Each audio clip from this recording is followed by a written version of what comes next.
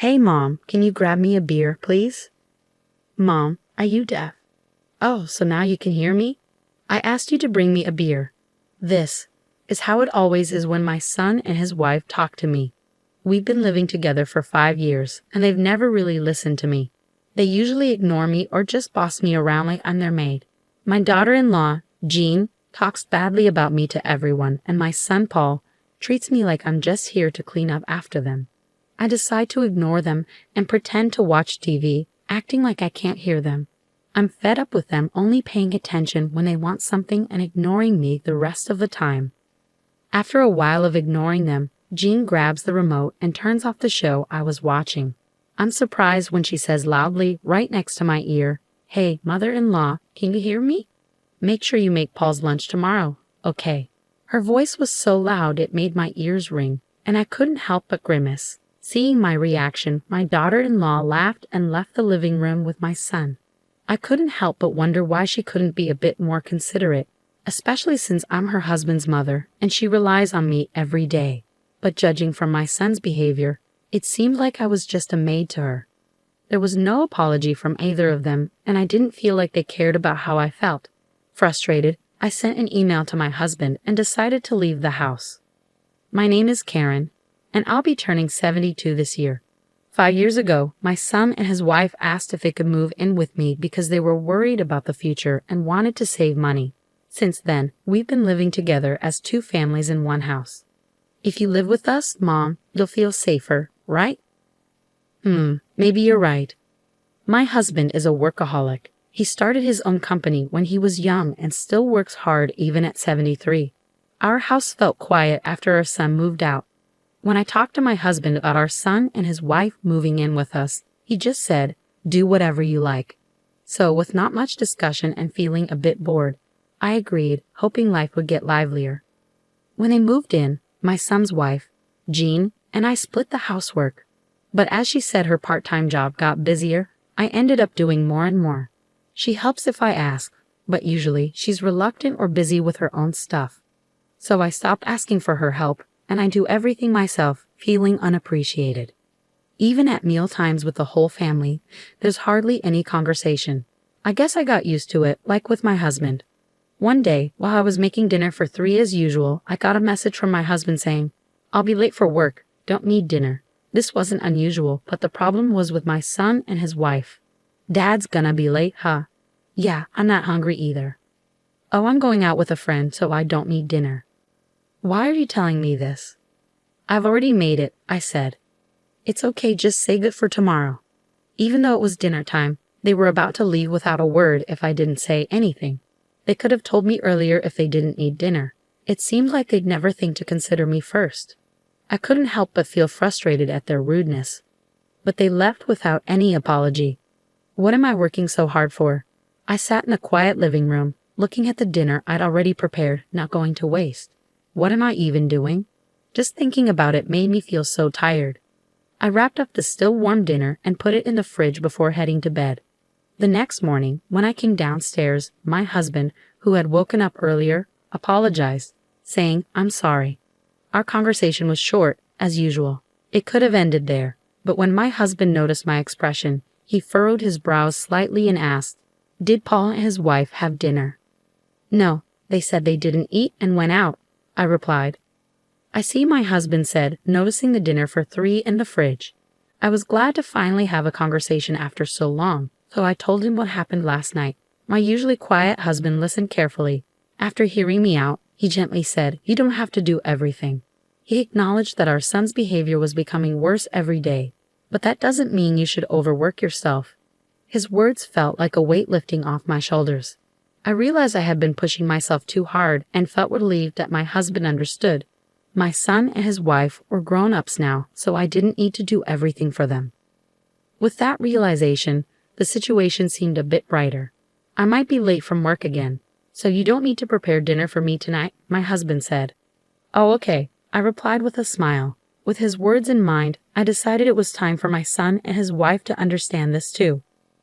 Even though it was Sunday, I said goodbye to my husband and made up my mind to stand up to my son and his wife.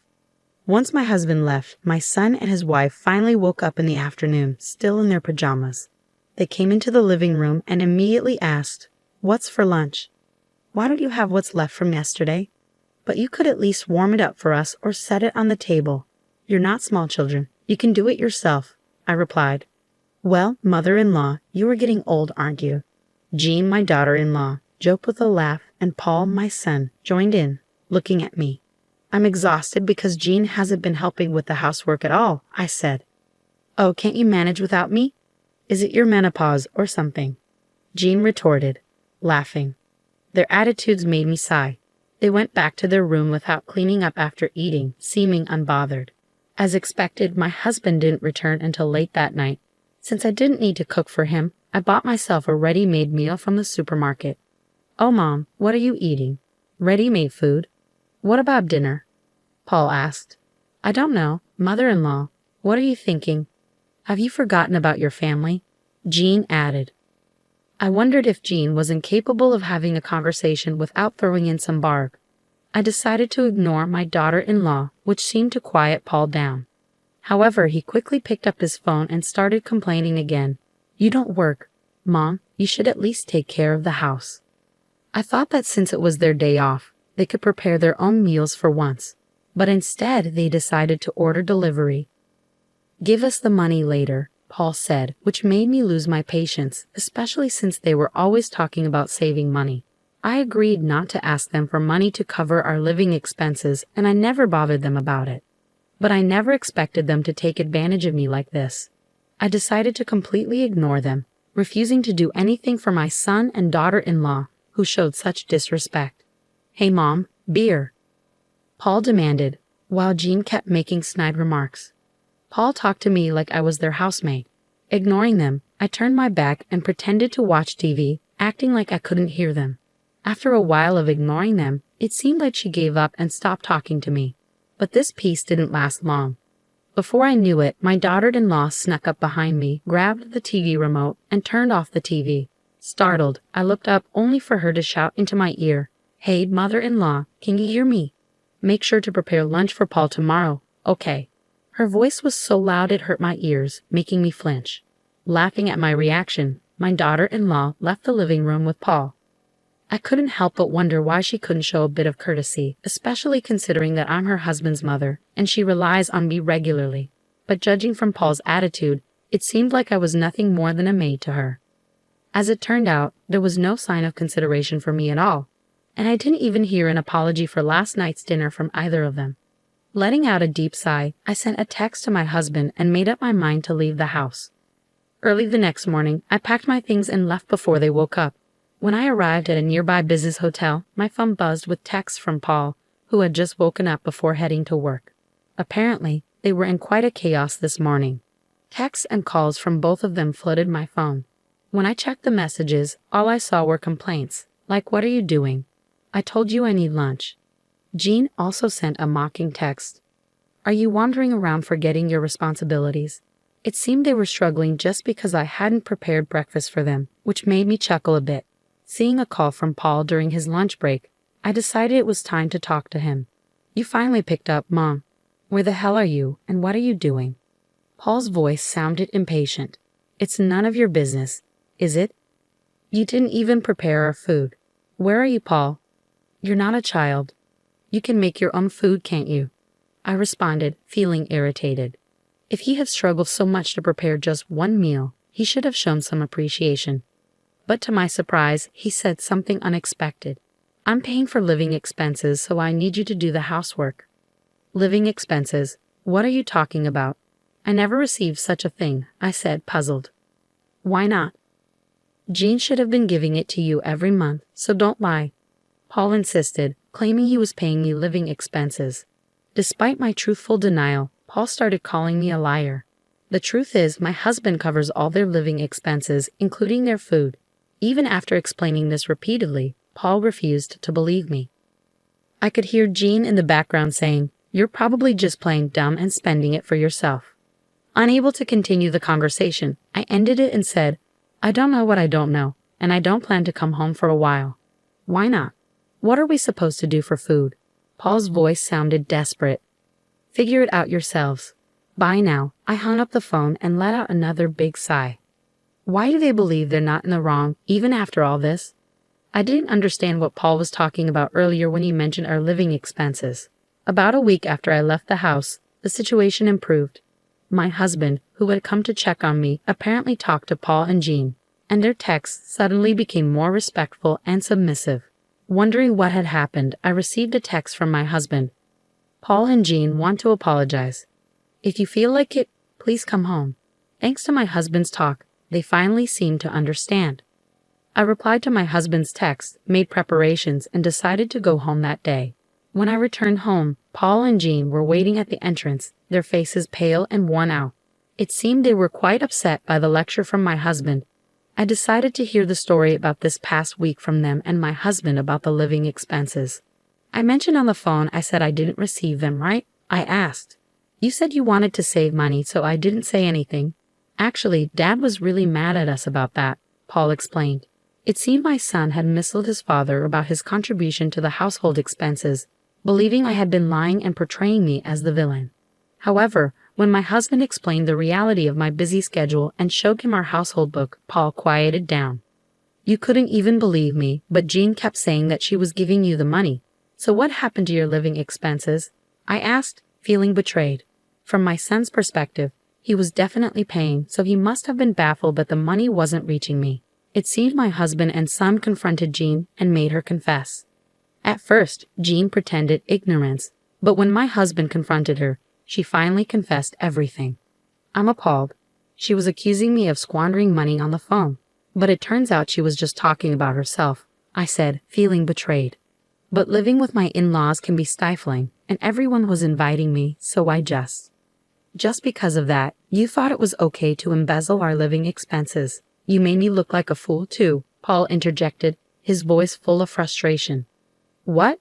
You're acting all high and mighty too, Jean retorted defensively. At the point when the two of them began to stray from the topic and argue, my husband cleared his throat loudly. Startled by his sudden interruption, Paul and Jean fell silent immediately, seemingly terrified of my husband's disapproval. I couldn't help but chuckle at their reaction, like children caught misbehaving. Excuses, excuses. Cut the crap. First, you should sincerely apologize to your mom, my husband said firmly. I'm sorry. The two of them finally bowed their heads to me. But Paul still tried to justify himself, saying he had been taking it easy because it was his home. I've been busy at work, and I just wanted to relax at home, he added. So what about your mother, who was being taken for granted and mocked by her big son and his wife, even at her own home? My husband's words cut through my son's excuses, leaving him speechless. I'm appalled at my son, who, despite his age, still relies on his parents, and at Jean, who took advantage of that to embezzle money. My husband continued, his tone firm. Mom, I'm sorry. You see, I'm apologizing to you, Paul said, trying to make amends. Do you think an apology makes everything okay? Please reflect on yourself a bit, I responded firmly. The two of them thought that bowing their heads to me would resolve everything smoothly, and they were flustered by my words and tried to make excuses. But I could see through their scheme, and I shook my head. Whether you contribute to the living expenses or not, I can't overlook that attitude. You have to learn to be more grateful, I said firmly.